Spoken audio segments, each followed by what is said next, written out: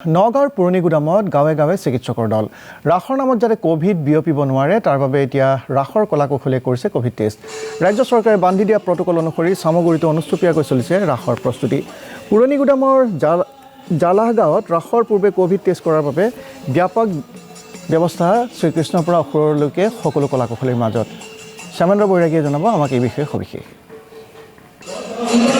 সত্ৰনগৰী মাজুলীৰ পৰা আদি কৰি অসমৰ বিভিন্ন প্ৰান্তত দেখিবলৈ পোৱা গৈছে ৰাসৰ বাবে পূৰ্ণ প্ৰস্তুতি চলিছে আৰু মই বৰ্তমান উপস্থিত আছোঁ নগাঁও জিলাৰ পুৰণি গুদাম জলাহগাঁৱত আৰু এই জলাহগাঁৱৰ নামঘৰত দেখিবলৈ পোৱা গৈছে যে আজি অন্তিম অখৰাত ব্যস্ত হৈ পৰিছে এই গোপিনীসকল আৰু ইয়াতে সকলো ওলাই আহিছে আহি পেলাই এনেধৰণে নিশাৰ ভাগলৈ ৰাস থকাৰ বাবে এতিয়া পূৰ্ণগতিত তেওঁলোকৰ প্ৰস্তুতি চলি আছে এই কেমেৰা পাৰ্চন প্ৰিন্সে দেখুৱাব মই অকণমান আগুৱাই যাব বিচাৰিম মই দুই এষাৰ জানিব বিচাৰিম গোপীসকলৰ পৰা তেওঁলোকৰ প্ৰস্তুতি কিমান দিনৰ পৰা চলিছিল আচলতে সেই বিষয়ে জানিব বিচাৰিম আপোনালোকৰ প্ৰস্তুতি কেতিয়াৰ পৰা চলি আছে ৰাসৰ আমাৰ দুসপ্তাহমান হৈছে হয় এতিয়া কেনেকুৱা সম্পূৰ্ণ হৈছে প্ৰস্তুতি সম্পূৰ্ণ হৈছে হয় আমি আৰু আগলৈ যাবলৈ বিচাৰিম অকণমান যদি আমি আগলৈ আহিব পাৰোঁ বাইদেউ কেনেকুৱা প্ৰস্তুতি কেনেকুৱা চলিছে প্ৰস্তুতি চলি আছে লাহে লাহে বহুত ধুনীয়া ৰাস হ'ব এইবাৰ আমাৰ কৰোণাৰ কাৰণে আমি মাস্ক পৰিধান কৰিবলগীয়া হৈছে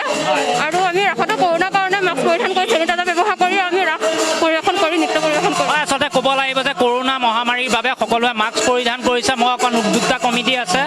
মই অকণ তেওঁলোকৰ পৰাও কিছু কথা জানিবলৈ চেষ্টা কৰিম কেতিয়াৰ পৰা আপোনালোকৰ ৰাসৰ ৰিহাৰ্চেল চলি আছে আমাৰ 10 নৱেম্বৰৰ পৰা ৰাসৰ ৰিহাৰ্চেল চলি আছে প্ৰশাসনে কিছু নীতি নিয়ম বান্ধি দিছিলে যে কৰোণা টেষ্ট কৰিব লাগিব ৰাধা কৃষ্ণকে আদি কৰি এনেকৈ আপোনালোকে কৰিছে নাই আজি আমি অন্তিম অখৰাত ব্যস্ত আছোঁ আৰু আজি আমি কোভিড টেষ্ট কৰিলোঁ ইতিমধ্যে অন্তিম অখৰা চলিছে আজি অন্তিম অখৰা ৰাস হয় নিশাৰ ভাগলৈ ৰাস আজি আপোনালোকৰ অন্তিম ৰিহাৰ্চেল চলি আছে অন্তিম ৰিহাৰ্চেল তাকে ভালে হৈছে ৰাস আমাৰ আজি কোভিড হেৰি টেষ্ট হৈছে তাত আমাৰ কোনো পজিটিভ অহা নাই এতিয়ালৈকে সেইটো আমাৰ ভাল খবৰ আৰু তাত আমাৰ গোপীও আজি 60জনী গোপী আমাৰ টেষ্ট হৈ গ'ল আৰু আমাৰ কমিটি আছিল 21জনীয়া কমিটিও টেষ্ট হৈ গ'ল গোটেইখিনি টেষ্ট হৈ গ'ল টেষ্টত আমাৰ কোনো পজিটিভ অহা নাই সেয়া সুখী আমি সুন্দৰভাৱে হৈছে এতিয়া কৰ্তৃপক্ষ আমাৰ কোনো হেৰি অসুবিধা নাই তাত আমি 1%ও কোভিডত আমাৰ টেনশ্যন কৰিবলগীয়া নাই হয় আচলতে গম পাইছে বৰ্তমানো যি ৰিহাৰ্চেল ইয়াত চলি আছে এই ৰিহাৰ্চেলত দেখিবলৈ পাইছে যে যিসকল গোপিনী আছে ইয়াত তাৰে যথেষ্ট সংখ্যক গোপিনীয়ে বৰ্তমানো মাস্ক পৰিধান কৰি আছে আৰু ইয়াতে তেওঁলোকে কমিটিৰ তৰফৰ পৰা কোভিড টেষ্ট কৰিছে আৰু ইয়াতে স্বাস্থ্য বিভাগৰ লোক আহি কোভিড টেষ্ট কৰি থকা দেখিবলৈ পোৱা গৈছে কি ক'ব কেনেকুৱা ৰিহাৰ্চেল কেনেকুৱা চলিছে ভালেই চলিছে ৰিহাৰ্চেল কিন্তু আমি দুখিত এনেধৰণে আপোনালোকৰ অন্তিম অখৰা হয় কিমান গোপী আছে কিমান গোপী এতিয়াতো সৰুবিলাকেতো ৰিহাৰ্চেলহে কৰিব অকল কোভিড টেষ্ট কৰা হৈছে নে নাই হয় কৰা হৈছে